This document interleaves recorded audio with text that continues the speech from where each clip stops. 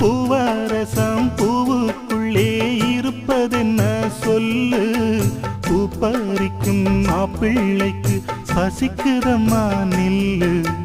பூவெடுத்து தேனெடுத்து எதுக்கு இங்கே வரணும், பரிதவிச்சு பசிச்சு நின்னா பந்தியும் போட்டு தரணும். ஆடி ஆடி பாடி வந்து அலையுதொரு குருவி, கீச்சு கீச்சு பேசுதையா மனச கொஞ்சம் துருவி.